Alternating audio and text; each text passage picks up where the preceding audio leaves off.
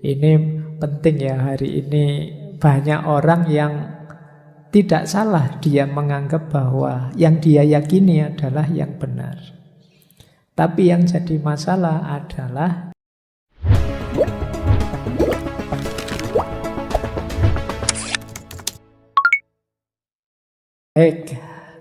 itu ya ringkesnya. Monggo, mungkin masih ada tadi ada beberapa yang angkat tangan. Yang putra dulu. Tadi ada yang, oh ya,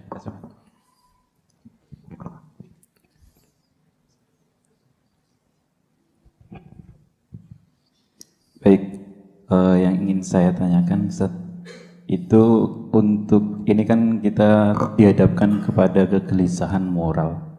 Nah, kegelisahan moral ini kan udah merajalela, udah banyak sekali di masyarakat.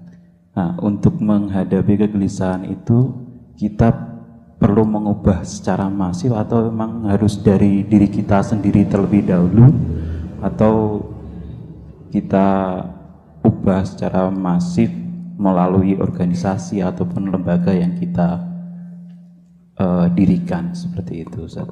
Kemudian untuk kebenaran itu sebenarnya yang ingin kita capai itu kebenaran menurut siapa? Karena banyak sekali kebenaran-kebenaran yang tiap golongan itu menganggap dirinya benar, ataupun tiap madhab ataupun tiap filsuf ataupun apa itu menganggap, oh ini tuh kebenaran yang saya genggam itu yang paling benar, seperti itu. Terima kasih. Dengan Mas siapa? Mas Taufik Satrio. Oke, baik. Saya jawab yang tentang kebenaran ya. Jadi yang pertama, kuasanya manusia adalah mencari, menemukan, dan meyakini kebenaran.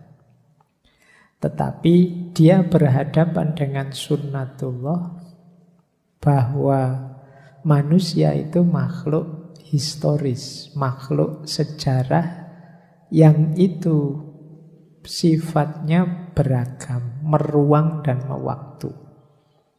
Setiap orang anak ruang dan waktunya sendiri.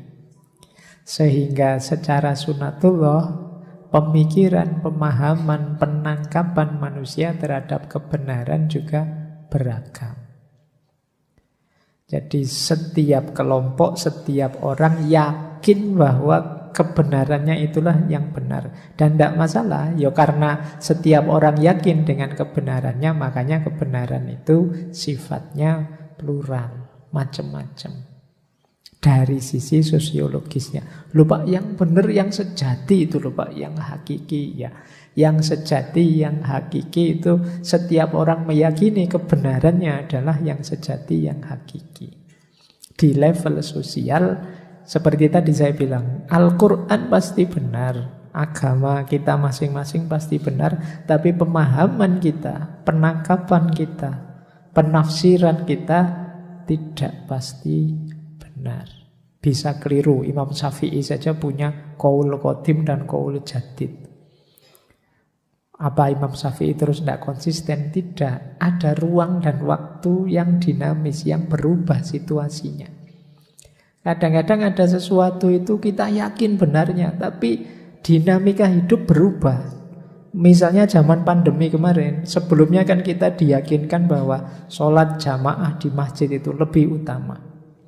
Begitu pandemi, teorinya dibalik. Sholat di rumah itu lebih utama. Oh ini kan berubah drastis. Kalau kita hanya berhenti di satu kebenaran, tidak mempertimbangkan ruang dan waktunya, itu kadang-kadang kita jadinya seperti tadi yang saya sebut jumud tadi. Tidak peduli dengan ruang dan waktu. Apa tidak boleh Pak kita meyakini kebenaran kita? Boleh. Sambil tetap menyadari yang lain mungkin menangkap kebenarannya secara berbeda. Jadi ini penting ya, hari ini banyak orang yang tidak salah dia menganggap bahwa yang dia yakini adalah yang benar. Tapi yang jadi masalah adalah dia kemudian agresif pada yang lain, yang dianggapnya salah. Loh, menganggap pandangan orang lain salah itu tidak masalah. Loh, karena saya anggap pikiranku benar, berarti yang lain salah. Menurutku itu tidak masalah. Yang masalah agresifnya. Jadi terus menyerang, menyalah-nyalahkan, nuduh-nuduh, fitnah, mengkafirkan kalau sesama agama dan lain sebagainya. Yang problem di sini. Kamu meyakini saudaramu, wah kalau saya berpikiran begitu sudah kufur. Tidak masalah, tapi tidak harus kamu terus agresif, kamu deklarasi, kamu tunjuk-tunjukkan ke orang. Ini loh orang kafir, beda lagi ceritanya kalau sudah begitu. Jadi bahwa kamu meyakini satu kebenaran, ya niscayalah manusia itu memegangi kebenaran sejauh yang dia mampu masing-masing. Tapi juga jangan lupa orang lain mengalami proses yang sama, meskipun mungkin saja hasilnya berbeda. Dan itu kan sudah disampaikan juga oleh Allah. Wa ja'alnakum syir'atan wa minhajan. Allah juga, kalau Allah mau, semua manusia ini hanya satu keimanannya. Tapi kan Allah menghendaki skenario sesuai yang sekarang terjadi. Ini sebenarnya tantangan-tantangan besar kita hari ini. Ini problem yang saya sebut di awal tadi. Kekakuan dalam berpikir. Yang sering jadi sumber masalah. Kita hari ini kan sering sekali konflik muncul karena kita tidak tahan ada yang berbeda. Perbedaan itu rahmat kalau kita kuat menanggungnya. Jadi banyak orang yang tidak kuat menanggung perbedaan sehingga melahirkan konflik-konflik. Tidak hanya antar, bahkan juga internal kalangan sendiri juga kadang-kadang kita tidak tahan. Ada yang berbeda. Jadi bahwa kalian menganggap saya yang benar Pak, yang lain salah, itu tidak masalah. Yang masalah di level sosialnya ketika kalian agresif tadi. Ini sering jadi sumber konflik. Dan nanti mungkin teman-teman bisa merefer. Dulu pernah kita membahas tentang kematangan beragama. Bagaimana bergaul, kalau ini kebenaran agama ya, secara matang. Tidak bergaul yang kekanak-kanakan. Jadi prinsip-prinsip pergaulan antar kebenaran ini menurut saya penting hari ini kita sadari. Karena banyak orang yang skillnya di sini agak lemah. Sehingga dia gelisah terus ketika ada yang berbeda dengan dirinya. Ketidakpenerimaan kita terhadap adanya perbedaan ini kan khawatirnya juga ketidakterimaan kita terhadap ketetapan Allah bahwa hidup ini secara sunnatullah pasti berbeda-beda.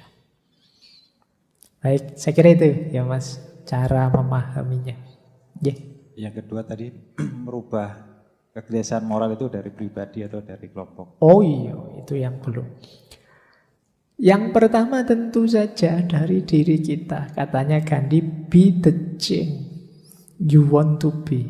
Kalian ingin dunia ini seperti apa? Pertama-tama dirimu sendiri ubahlah.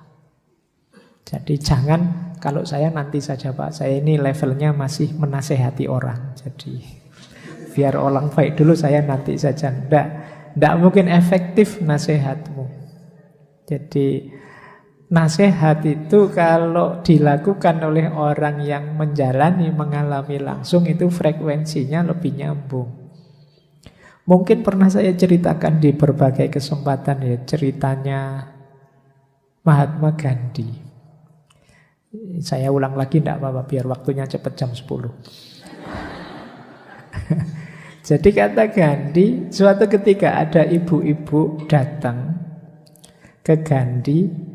Dia punya anak. Anaknya ini sedang sakit yang mengharuskan dia tidak makan garam. Si ibu ini agak stres. Anaknya disuruh tidak makan garam itu susah. Kayak kalian lah kalau tak larang makan gorengan itu kan ya berat. Nah, dia bawa ke Gandhi. Waktu ibu ini datang menceritakan persoalannya, jawabnya Gandhi, wahai ibu, mohon maaf, sekarang saya tidak bisa menasehati anaknya ibu. Minggu depan saja ya balik ke sini.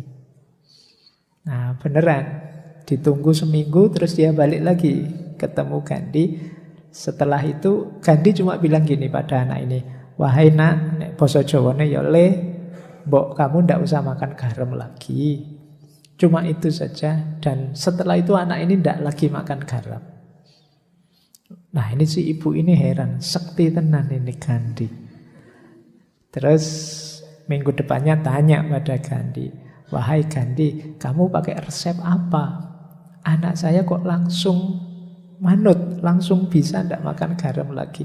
Kata Gandhi, wahai ibu, dulu minggu pertama waktu ibu datang itu saya masih makan garam. Kalau saya yang masih makan garam kok nasihati anak ini untuk tidak makan garam, ndak sinkron, ndak nyambung. Jadi kayak kita masih tukang bohong kok nasihati orang kamu jangan bohong ya, ndak nyambung.